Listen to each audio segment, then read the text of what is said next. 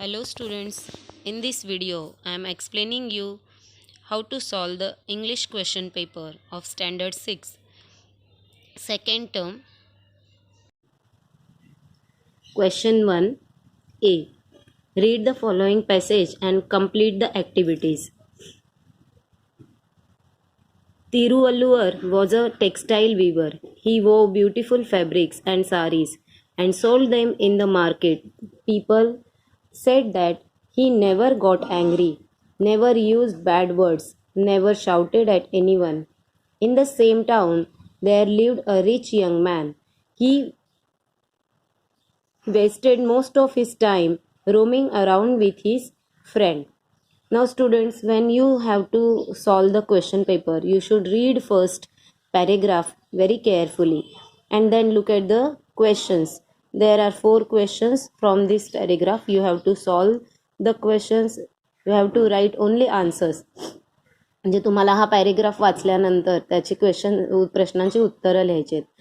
या प्रश्नांची उत्तरं सगळी याच पॅरेग्राफमध्ये आहेत. व्हॉट वॉज तिरुवल्लुवर, तर तिरुवल्लुवर कोण होता. तर मग तुम्हाला हा पॅरेग्राफ वाचला की तिथे त्याचं उत्तर मिळतं आहे, जे आपल्याला क्वेश्चन फुल सेंटेन्समध्ये लिहायचं आहे. आता हे प्रश्न सोडवताना काय काय गोष्टी लक्षात ठेवायच्या आहेत ते मी सांगते. क्वेश्चन 1a एवढंच लिहायचं आहे आन्सर पेपरमध्ये. हे पूर्ण प्रश्न किंवा हा पॅरेग्राफ हा लिहून घ्यायचा नसतो जेव्हा आपण उत्तरपत्रिका लिहितो तेव्हा. हे फक्त वाचनासाठी आहे आणि नंतर ह्या प्रश्नांचं पण लेखन करून घ्यायचं नाहीये. तर आपल्याला हा प्रश्न आन्सर 1 करून याचं आन्सर लिहायचं आहे. हा प्रश्न लिहून घ्यायचा नाही. व्हॉट वॉज, मी एक एक्झाम्पल म्हणून तुम्हाला उत्तर सांगते. What was Thiruvalluvar. आता या प्रश्नाचं उत्तर आपण शोधायला गेलो तर लगेच दिसतंय बघा. Thiruvalluvar was a textile weaver. So you should write the answer.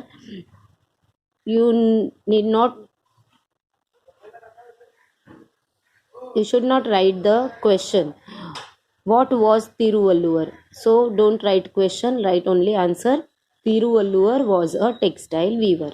Just like the other questions also, don't write down the questions. म्हणजे प्रश्न लिहून घेऊ नका, फक्त उत्तर लिहा. पण उत्तर लिहिताना हा जो क्रमांक आहे तो लिहायला विसरायचा नाही. Answer 1, answer 2, answer 3.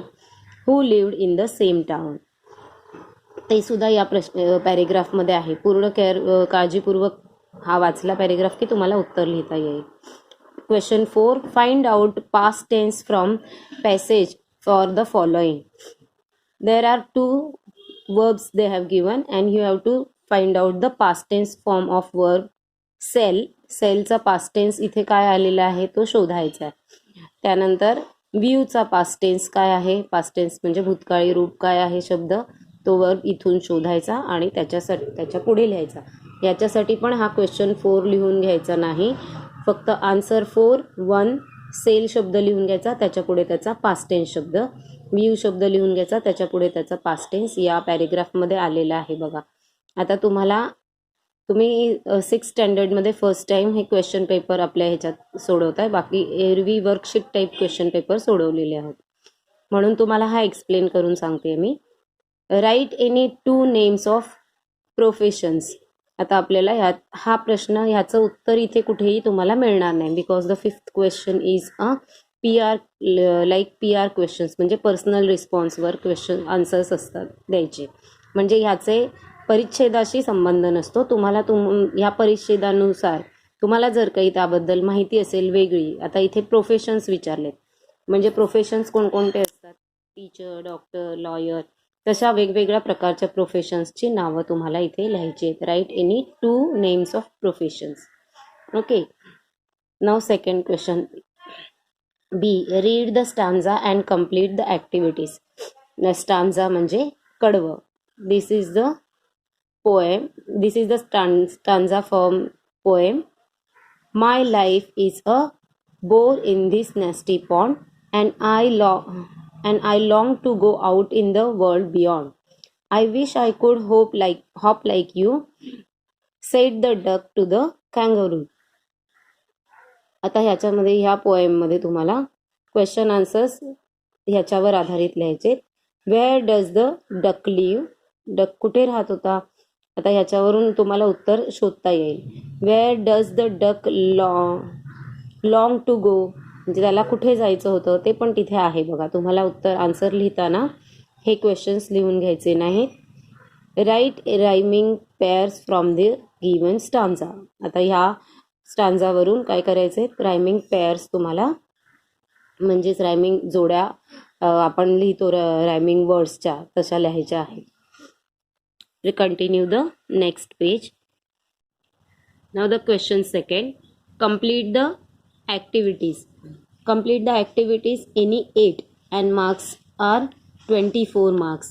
But for this activity they have given many options. Means there are 15 questions.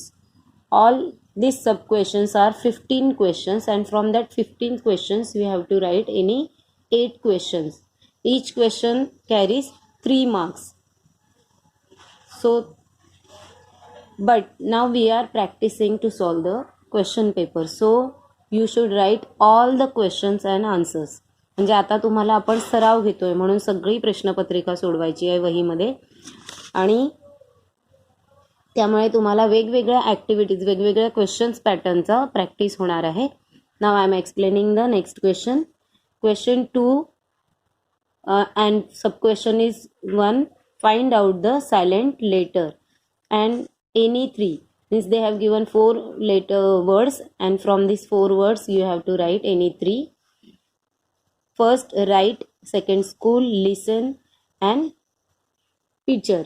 Now your silent letter म्हणजे माहिती आहे तुम्हाला की ज्याचा उच्चार आपण करत नाही. राईट मी एक्झाम्पल म्हणून सांगते तुम्हाला. आता राईट मध्ये आपण W चा उच्चार करत नाही. So in this word W letter is a silent letter.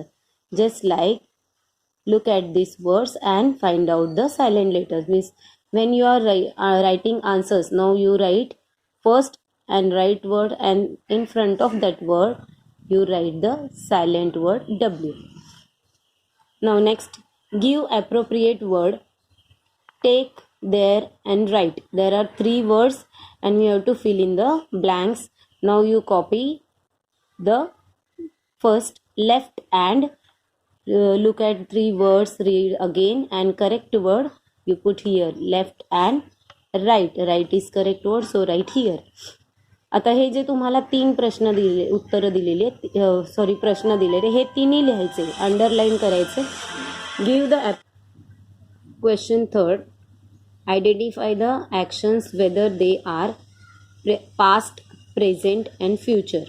म्हणजे ह्या ज्या ॲक्शन्स आहेत त्या कोणत्या काळातल्या आहेत, पास्ट टेन्सच्या आहेत, प्रेझेंट टेन्सच्या की फ्युचर टेन्सच्या आहेत, ते आपल्याला ओळखायचं आणि लिहायचं आहे.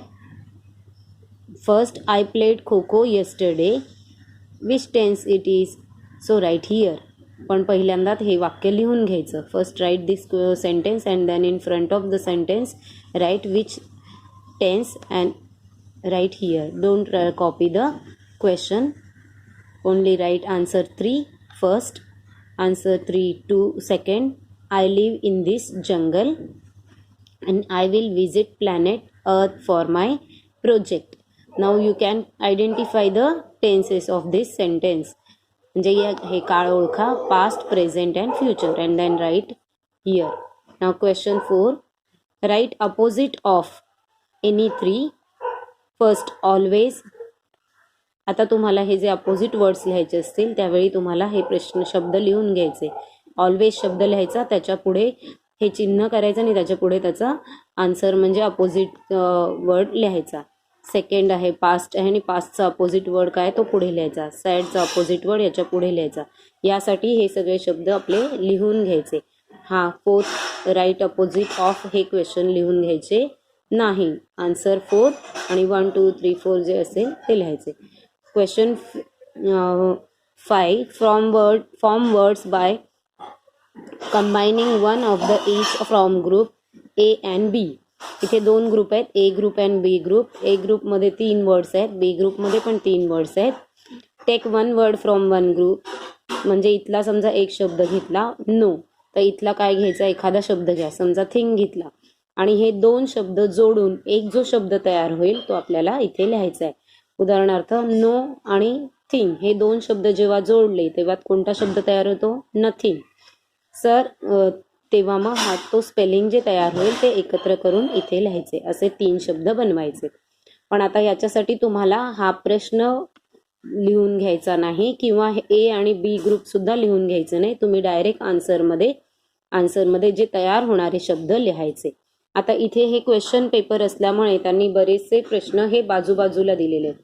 पण तुम्ही जेव्हा आन्सर्स लिहिता तेव्हा तुम्ही एका खालोखाल लिहायचे. फर्स्ट जो शब्द तयार होईल, देन सेकंड, देन थर्ड. म्हणजे ते क्वेश्चन पेपर चेक करायला पण आपल्याला बरोबर जातं. Now question 6, match the following with the meanings. आता इथे 3 ग्रुप्स दिलेत. A group, answers and B group. Now you have to copy this all table in your answer paper. Don't write this question, only now give the number 6 and copy the table. Give the proper space for answer. म्हणजे answer लिहिण्यासाठी थोडीशी मोठं जागा करायची, म्हणजे तुम्हाला हे answer B group मधलेच आन्सर आपल्याला इथे शोधून लिहायचे असतात. First, very well known. Second, goodbye. And third, small hotel. आता ह्या शब्दांशी रिलेटेड शब्द इथे दिलेले आहेत बी ग्रुपमध्ये. In, famous and farewell. आता व्हेरी वेल नोन, सुपरिचित, काय होते? त्याला काय शब्द आहे दुसरा? तर famous. Now you should write this word in this column answer in front of this A. म्हणजे फर्स्ट व्हेरी वेल नोनच्या पुढे जे आन्सर आहे ते इथे लिहायचं. अशा प्रकारे आन्सर्स मधल्या कॉलममध्ये लिहायचे आहेत. पण तुम्हाला असंच्या असं टेबल आपल्या पेपरमध्ये लिहून घ्यायचं आहे. Now 7th question, use another suitable word in place of underlined word.